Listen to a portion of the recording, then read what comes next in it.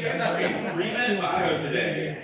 So we've got some really awesome things on the program today, and it's so glad to see we've got people back that we haven't seen in a long time, and so it's good to see everybody. But Dr. Cate Gentry, you've got 3-minute bio today. Well, it's a 3-minute bio a week later, so I'll try and make it a 2-minute bio.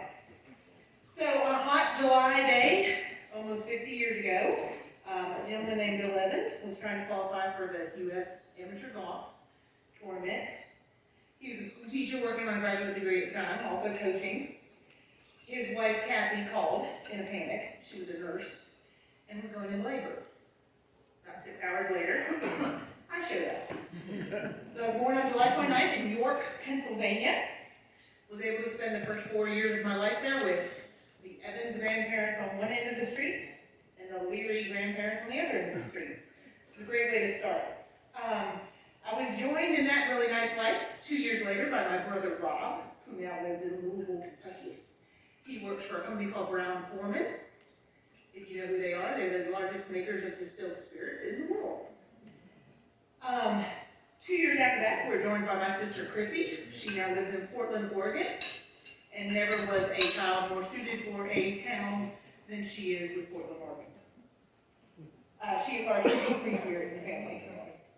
We moved to California, where my dad pursued his doctorate in educational leadership at the University of Southern California, or as we like to call it, the real USC.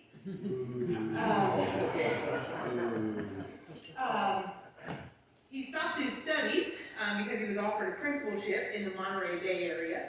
So we moved up the coast a few hours and spent 10 years of our life there was he was a principal with the Salinas Unified School District. If you know anything about Salinas Valley, where all your lettuce comes from, it's also the home of John Steinbeck. And I was privileged to volunteer at his home that they had turned into a nice little luncheon spot in the town of Salinas. At the end of our time in California, we moved back to the East Coast. Those grandparents who lived at either end of the street were getting a little older, and we'd been 3,000 miles away from them for 10 years, and they didn't really know us, and we didn't really know them. So had a great chance to move back to the low country of South Carolina. We actually lived on Hilton Head Island, and I got to go to Hilton Head High School, where I graduated in 1990.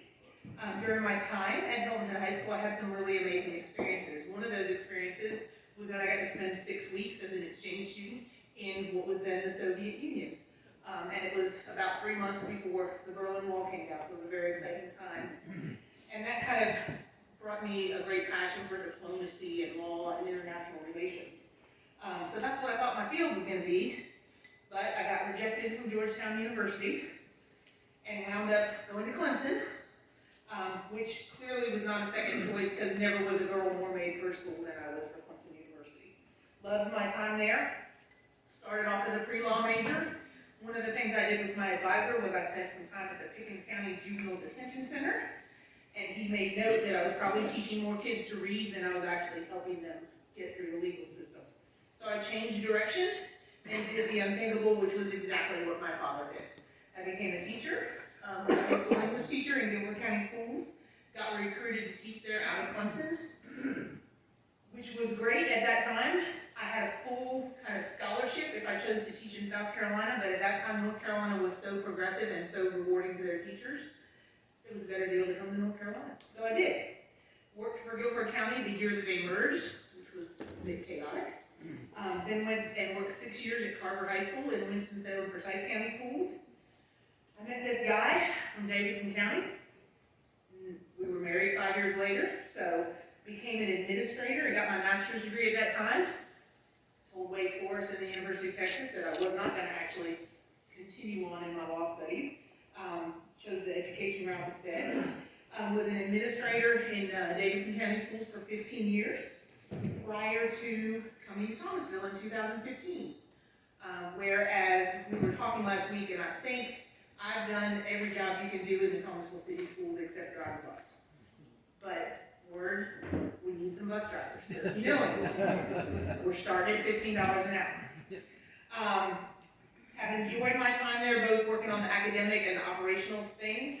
In 2018, I was named the superintendent, and have served in that capacity ever since. Just celebrated 20 years of marriage to that guy I met from Davidson County, Randy Gentry. He's a small business owner. We have a barbecue restaurant in Kernersville, Clark's Barbecue. He also has a storage facility. He's kind of an entrepreneur. And our latest venture is the Fries Creek Family Farm, which you should all visit and come get your pumpkins in the next few weeks. Because we've got a great patch, and I was the leading salesperson last week, so I need to keep that record up, so please come and buy some pumpkins. We have a beautiful daughter who is 13, and if you've been through 13 with a female, you know my pain. So she's a very smart, she loves the arts, she's into drama, she's very much considering the School of the Arts. She got to spend 2 weeks there for a summer program, and she loves that. And we're just kind of happy living our lives in Davidson County. Really enjoy being involved in Thomasville. My husband begrudgingly puts red on. He was the quarterback for 3 years at North Davidson and never beat the Thomasville Bulldogs, and we talk about that every Friday night when we're watching those football games. So that's me in 3 minutes.